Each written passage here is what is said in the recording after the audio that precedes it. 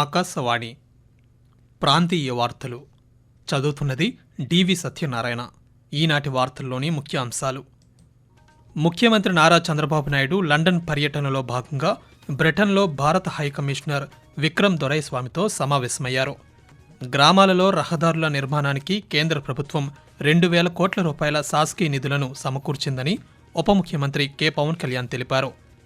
రాష్ట్ర వ్యాప్తంగా ఉన్న 757 గిరిజన పాఠశాలల్లో మౌలిక వసతుల కల్పనకు ప్రభుత్వం 113 కోట్ల రూపాయలను మంజూరు చేసింది. ప్రభుత్వ ఆసుపత్రుల్లో అదనంగా మరో 8 ప్రత్యేక నవజాత శిశు సంరక్షణ కేంద్రాలు ఏర్పాటు చేస్తున్నామని మంత్రి సత్యకుమార్ యాదవ్ తెలిపారు.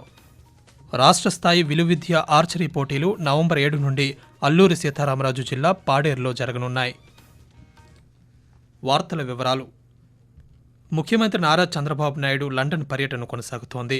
ఈ పర్యటనలో భాగంగా బ్రిటన్లోని భారత హైకమిషనర్ విక్రమ్ దొరైస్వామితో ముఖ్యమంత్రి లండన్లో ఈరోజు సమావేశమయ్యారు. ఆంధ్రప్రదేశ్, బ్రిటన్ మధ్య వాణిజ్య సంబంధాలు, విద్యారంగంలో సహకారం మొదలగు విషయాలపై ఈ సందర్భంగా చర్చించామని చంద్రబాబు నాయుడు సామాజిక మాధ్యమం ఎక్స్ వేదికగా వెల్లడించారు. గ్రామీణ ప్రాంతాలలో రహదారుల నిర్మాణానికి కేంద్ర ప్రభుత్వం 2,000 కోట్ల రూపాయల నిధులను సమకూర్చిందని ఉప ముఖ్యమంత్రి కె పవన్ కళ్యాణ్ తెలిపారు. రహదారుల స్థితిగతులను మార్చి నూతన రోడ్లను నిర్మించుకునేందుకు వీలుగా కేంద్ర ప్రభుత్వం శాసకీ పథకం ద్వారా రాష్ట్రానికి ఈ నిధులు సమకూర్చిందన్నారు. ఈ నిధులతో గ్రామాల్లో దెబ్బతిన్న పంచాయతీరాజ్ రోడ్లను పునర్నిర్మించే కార్యక్రమం చేపడుతున్నామని, ఇందులో పూర్తిగా దెబ్బతిన్న రోడ్లకు మొదటి ప్రాధాన్యం ఇవ్వాలని పంచాయతీరాజ్ ఉన్నతాధికారులు, ఇంజనీరింగ్ అధికారులకు ఉప ముఖ్యమంత్రి స్పష్టం చేశారు. ఈ రహదారుల నిర్మాణంలో నాణ్యతా ప్రమాణాలు పాటించాలని అధికారులకు దిశానిర్దేశం చేశారు. నిర్మాణ దశ నుంచి పూర్తయ్యే వరకు పలు దఫాలుగా రహదారుల నాణ్యతను తనిఖీ చేస్తామని పవన్ కళ్యాణ్ ఈరోజు ఒక ప్రకటనలో తెలిపారు.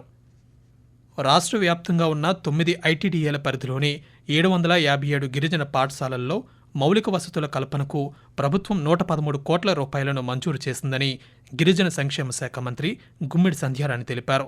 ఈ 113 కోట్ల రూపాయలలో 83 కోట్ల రూపాయలు గిరిజన ఆశ్రమ పాఠశాలలకు, 30 కోట్ల రూపాయలు గురుకుల పాఠశాలలకు ఇవ్వడం జరిగిందన్నారు. అమరావతిలోని రాష్ట్ర సచివాలయంలో మంత్రి ఈరోజు పాత్రికేయులతో మాట్లాడుతూ, ఎన్డీఏ కూటమి ప్రభుత్వం అధికారంలోకి వచ్చిన వెంటనే గిరిజన పాఠశాలల్లో మౌలిక వసతుల కల్పనకై గత ఏడాది 155 కోట్ల రూపాయలను ఖర్చు చేసిందన్నారు. రాష్ట్రంలో మొత్తం 757 గిరిజన పాఠశాలలు ఉండగా వాటిలో 119 గురుకులాలు, 558 ఆశ్రమ పాఠశాలలు ఉన్నాయని మంత్రి వెల్లడించారు. వీటన్నింటిలో ఆర్వో వాటర్ ప్లాంట్స్, మరుగుదొడ్లు నిర్మించనున్నామని మంత్రి వివరిస్తూ, 113 కోట్లు ముఖ్యమంత్రి గారు శాంక్షన్ చేశారు. 113 కోట్లలో 30 కోట్లు గురుకులాలకు, 83 కోట్లు ఆశ్రమ పాఠశాలలకు ఇవ్వటం జరిగింది. మాకు టోటల్గా 757 స్కూల్స్ ఉన్నాయి. వీటికి కావలసినటువంటి మౌలిక సదుపాయాలకి అక్కడ ఉన్నటువంటి స్వచ్ఛ భారత్లో మనం టాయిలెట్స్ పెడితే 2,012 టాయిలెట్స్ ఆల్రెడీ శాంక్షన్ అయ్యాయి. పిల్లల రేషియో ప్రకారం కొన్ని హాస్టల్స్కి 30, కొన్ని హాస్టల్స్కి 40 శాంక్షన్ అవుతున్నాయి. అలా కూడా కట్టించుకోవడానికి ఆల్రెడీ స్టార్ట్ చేయడం కూడా జరిగింది. పనులు కూడా జరుగుతున్నాయి. రాష్ట్రంలోని ప్రభుత్వ ఆసుపత్రులలో అప్పుడే పుట్టిన శిశువుల కోసం అదనంగా మరో 8 ప్రత్యేక నవజాత శిశు సంరక్షణ కేంద్రాలు ఏర్పాటు చేస్తున్నామని వైద్య ఆరోగ్య శాఖ మంత్రి సత్యకుమార్ యాదవ్ ఒక ప్రకటనలో తెలిపారు. వీటి ద్వారా అదనంగా 80 పడకలు అందుబాటులోకి రానున్నాయని పేర్కొన్నారు. ఒక్కో సంరక్షణ కేంద్రం ఏర్పాటుకు 60 లక్షల రూపాయలు అవసరం కాగా మొత్తం 8ంటికి 4,80 లక్షల రూపాయలు ఖర్చు అవుతుందన్నారు. అలాగే వీటి నిర్వహణకు నెలకు దాదాపు 1,07 లక్షల రూపాయలు ఖర్చు అవుతుందని తెలిపారు. కోనసీమ, చిత్తూరు, అనంతపురం, కర్నూలు జిల్లాల్లో కమ్యూనిటీ హెల్త్ సెంటర్ వైద్య సేవలు ఈ నెలాఖరులోగా అందుబాటులోకి వస్తాయని మంత్రి సత్యకుమార్ యాదవ్ స్పష్టం చేశారు. సామాజిక మాధ్యమాల్లో పోలీసులపై తప్పుడు ప్రచారాలు చేస్తే సహించబోమని, అటువంటి వారిపై చర్యలు తీసుకుంటామని హోంమంత్రి వంగల్పూడి అనిత తెలిపారు. తుళ్లూరులో ఈరోజు డీఎస్పీ కార్యాలయాన్ని ప్రారంభించిన సందర్భంగా మంత్రి మాట్లాడుతూ, పోలీసులకు కావాల్సిన మౌలిక సదుపాయాలు కల్పిస్తామని చెప్పారు. అలాగే వారి ఆరోగ్యం, భద్రతకు అధిక ప్రాధాన్యత ఇస్తామన్నారు. పోలీసులకు నూతన సాంకేతికతను అందిస్తామని, 6,100 కానిస్టేబుల్ పోస్టులను భర్తీ చేస్తున్నామని వెల్లడించారు. కేంద్ర ప్రభుత్వ సహకారంతో అమరావతి నిర్మాణం పూర్తి చేస్తామన్నారు.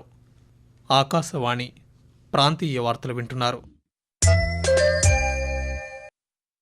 గుంటూరు జిల్లా మంగళగిరిలోని తెలుగుదేశం పార్టీ కేంద్ర కార్యాలయంలో రాష్ట్ర విద్యా, ఐటీ శాఖల మంత్రి నారా లోకేష్ ప్రజా దర్బార్ కార్యక్రమాన్ని ఈరోజు నిర్వహించారు. పార్టీ కేంద్ర కార్యాలయానికి వచ్చిన సుమారు 2,000 మందికి పైగా బాధిత ప్రజలను కలిసిన మంత్రి వారి నుంచి విజ్ఞప్తులు స్వీకరించారు. సమస్యల పరిష్కారం కోసం అప్పటికప్పుడే సిబ్బందికి మంత్రి ఆదేశాలు జారీ చేశారు. రాష్ట్ర స్థాయి విలువిద్య ఆర్చరీ పోటీలు నవంబర్ 7వ తేదీ నుండి అల్లూరు సీతారామరాజు జిల్లాలో జరగనున్నాయి. School games federation of Andhra Pradesh ఆధ్వర్యంలో నవంబర్ 7 నుంచి 3 రోజుల పాటు జిల్లాలోని పాడేరు ప్రభుత్వ జూనియర్ కళాశాల మైదానంలో ఈ పోటీలు జరుగుతాయి. అండర్ 14, 17, 19 విభాగాల్లో మొత్తం 13 జిల్లాల నుండి సుమారు 936 మంది బాలబాలికలు ఈ రాష్ట్ర స్థాయి పోటీల్లో పాల్గొంటారని కలెక్టర్ ఏఎస్ దినేష్ కుమార్ ఒక ప్రకటనలో తెలిపారు. విశాఖపట్నంలోని శ్రీ కనక మహాలక్ష్మి అమ్మవారి దేవస్థానంలో నవంబర్ 21 నుంచి జరగనున్న మార్గశిర మాసోత్సవాలకు పటిష్ట ఏర్పాట్లు చేయాలని జిల్లా కలెక్టర్ ఎంఎన్ హరేంద్ర ప్రసాద్ అధికారులను ఆదేశించారు. ఈరోజు కలెక్టరేట్ మీటింగ్ హాల్లో జరిగిన సమన్వయ కమిటీ సమావేశంలో పలు అంశాలపై ఆయన మార్గదర్శకాలు జారీ చేశారు. భక్తులకు ఎలాంటి ఇబ్బందులు కలగకుండా ప్రత్యేక ప్రణాళికతో చర్యలు చేపట్టాలని, ఉత్సవాలను విజయవంతంగా నిర్వహించాలన్నారు. పోలీస్ బందోబస్తు ఏర్పాటు చేయాలని, ట్రాఫిక్ నియంత్రణ చర్యలు చేపట్టాలని, వాహనాలకు పార్కింగ్ సదుపాయం కల్పించాలని కలెక్టర్ సూచించారు. పార్వతీపురం మన్యం జిల్లా సీతంపేటలోని ఎన్టీఆర్ అడ్వెంచర్ పార్కులో ఏర్పాటు చేసిన హాట్ ఎయిర్ బెలూన్ ద్వారా విహంగ వీక్షణం చేస్తూ ప్రకృతి అందాలను తిలకించవచ్చని సీతంపేట ఐటీడీఏ ప్రాజెక్టు అధికారి పవార్ స్వప్నిల్ జగన్నాథ్ తెలిపారు. ఈ మేరకు ఆయన ఈరోజు ఒక ప్రకటన విడుదల చేశారు. ఈ హాట్ ఎయిర్ బెలూన్ గరిష్టంగా 4గురిని 300 మీటర్ల ఎత్తు వరకు తీసుకువెళ్తుందన్నారు. ఉదయం 7 గంటల నుంచి 12 గంటల వరకు, అలాగే మధ్యాహ్నం 1 గంట నుంచి 8 గంటల వరకు వాతావరణ పరిస్థితులను బట్టి అందుబాటులో ఉంటుందని పేర్కొన్నారు. భద్రతాపరంగా అన్ని రకాలుగా అనుకూలంగా ఉంటుందన్నారు.